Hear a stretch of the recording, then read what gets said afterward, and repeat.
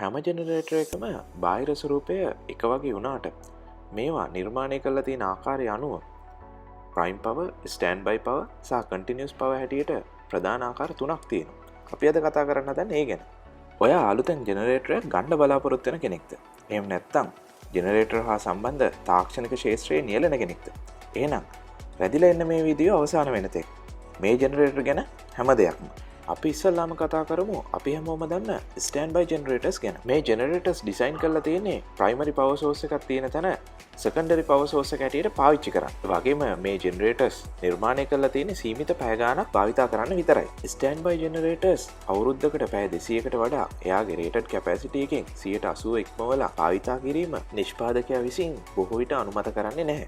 මේ අනුමත කාලයට වඩා මේ ජෙනරේටර් භාවිතා කරාම මේ ජෙනරේටර් වල බොහොම ඉක්මනට දෝෂ හට ගන්නවා. මේක නිෂ්පාදකයාගේ වරදක් නෙමෙයි. ස්ටෑන්ඩ් බයි ජෙනරේටර්ස් වල මූලික වියදම සැලකුවාම ප්‍රයිම් පවර්, ස්ටෑන්ඩ් බයි පවර් ජෙනරේටර්ස් එක්ක සංසන්දනය කරාම ඉතාම අඩුයි. මම මුලින් සඳහන් කරා වගේම මේ ජෙනරේටර් සාමාන්‍යයෙන් පාවිච්චි කරන්නේ සෙකන්ඩරි පවර් සෝස් එකක් හැටියට. අපි දැන් බලමු කන්ටිනියස් පවර් ජෙනරේටර්ස් ගැන විස්තර. මේ ජෙනරේටර් සාමාන්‍යයෙන් පාවිච්චි කරන්නේ ප්‍රයිමරි පවර් සෝස් එක හැටියට. මේ ජෙනරේටර්ස් ඕනෑම පැය ගාණක් පාවිච්චි කරන්න පුළුවන් ස්ථායි ලෝඩ් කන්ඩිෂන් එකක් යටතේ. මේ ජෙනරේටර්ස් එයාගේ රේටඩ් කැපැසිටි එකෙන් 70%කට වඩා ලෝඩ් කරන එක නිර්දේශ කරන්නේ නැහැ. කන්ටිනියස් පවර් ජෙනරේටර් එක මූලික වියදම ස්ටෑන්ඩ් බයි පවර් ජෙනරේටර් එකට වඩා වැඩි. ඒ වගේම ප්‍රයිම් පවර් ජෙනරේටර් එකට වඩා අඩුයි.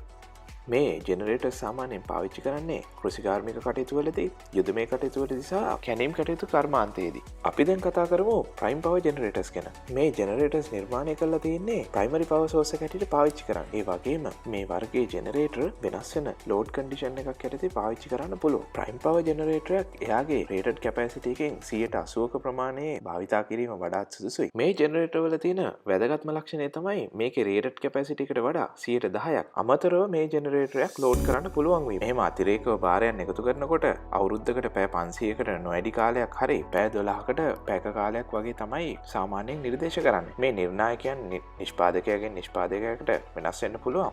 මේ ජෙනරේටරේ මූලික වියදම අපි මුලින් කතා කරපු ජෙනරේටර් වර්ග දෙකටම වඩා වැඩි. මේ ජෙනරේටර් සාමාන්‍යයෙන් පාවිච්චි කරන්නේ ග්‍රිඩ් පවර් නැති තැනක ප්‍රයිමරි පවර් සෝස් එක හැටියට පාවිච්චි කරන්නේ. තාම මගේ channel එක subscribe කරලා නැත්නම් subscribe කරන්න මතක කරන්නත් එපා. ඒ වගේම මේ වීඩියෝ එක ගැන ඔයාලගේ අදහස් පල්ලෙහා තියෙන comment section එකෙන් comment කරන්න මතක කරන්නත් එපා.